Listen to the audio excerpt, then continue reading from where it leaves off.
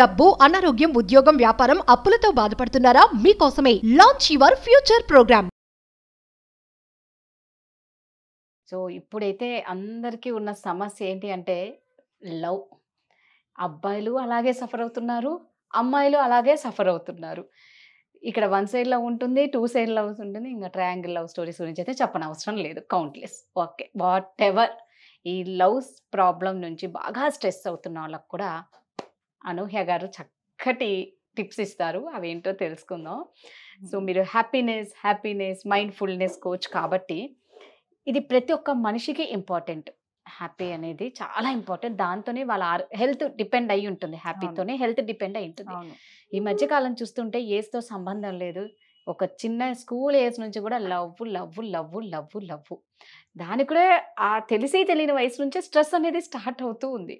One side love ఒక రకంగా ఆడు స్ట్రెస్ అవుతూ ఉంటాడు, అబ్బాయి ఆ అమ్మాయి నన్ను ప్రేమించట్లేదు అని వాడు.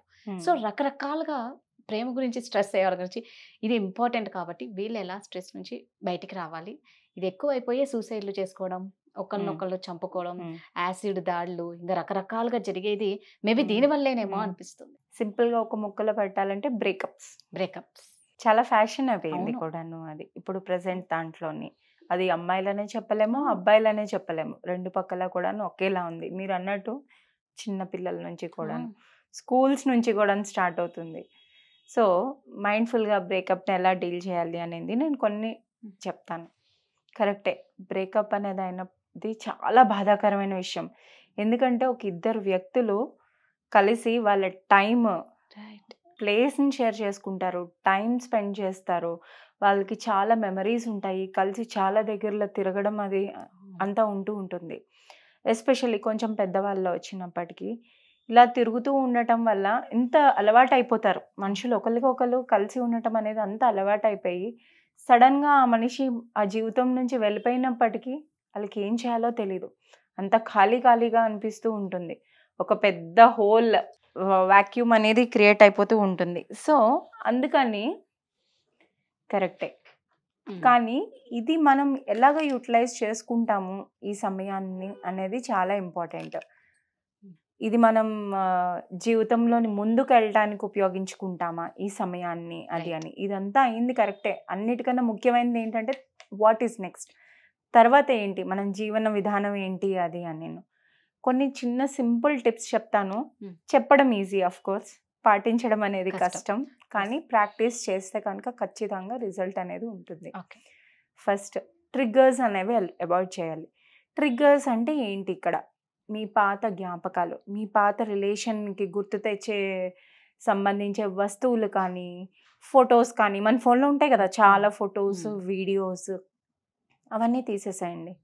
మీరు కలిసి తిరిగిన ప్రదేశాలకి కొన్నాళ్ళు అవాయిడ్ చేయండి, దానికి సంబంధించిన మనుషుల నుంచి కానీ అది అని. నేను కష్టంగానే ఉంటుంది, కానీ చేయక తప్పదు మనం జీవితంలో ముందుకెళ్ళాలి అంటే.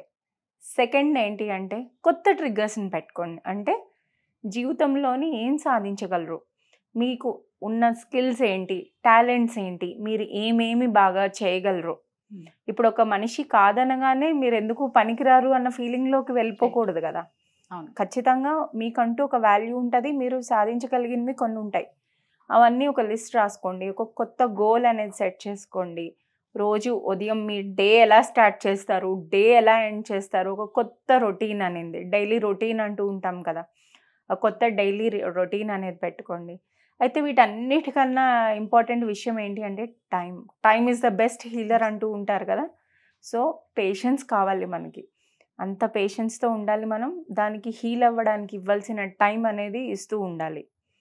అండ్ ఫోర్త్ ఏంటంటే మీ మైండ్ ఫోకస్ ఎక్కడుంది.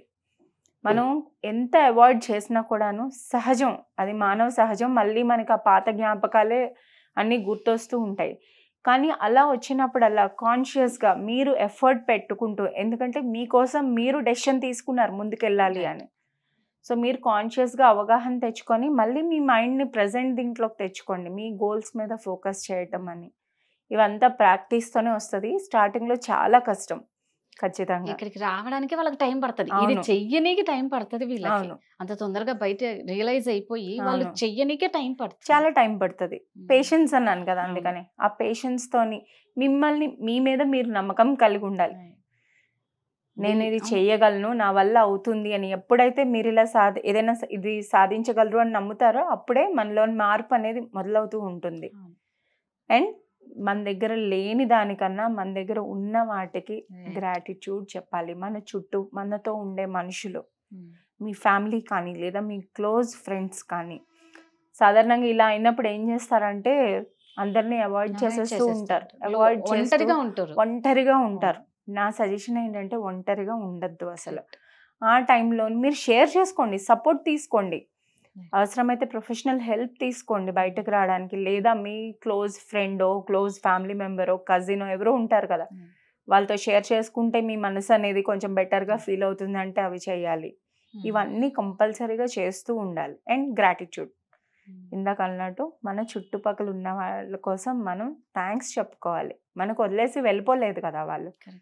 అండ్ గుర్తుంచుకోవాల్సిన విషయం ఏంటి అంటే ఆ వ్యక్తి మన జీవితంలోంచి వెళ్ళిపోయారు అంటే that's not meant to be.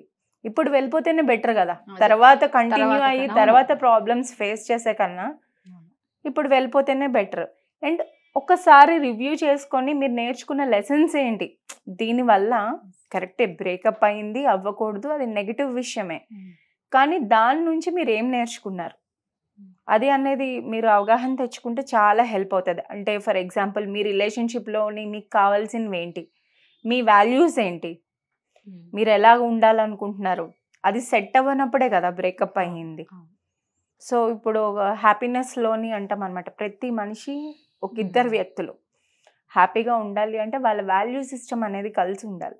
Correct, అప్పుడే వాళ్ళు హ్యాపీగా ఉంటారు. అదొక కంపెనీలో పనిచేస్తున్న ఎంప్లాయీ అయినా అవ్వచ్చు, ఒక రిలేషన్షిప్లో ఉన్న వాళ్ళు అవ్వచ్చు, ఇద్దరు ఫ్రెండ్స్ అవ్వచ్చు, ఇద్దరు బిజినెస్ పార్ట్నర్స్ అవ్వచ్చు, ఏదైనా కూడా.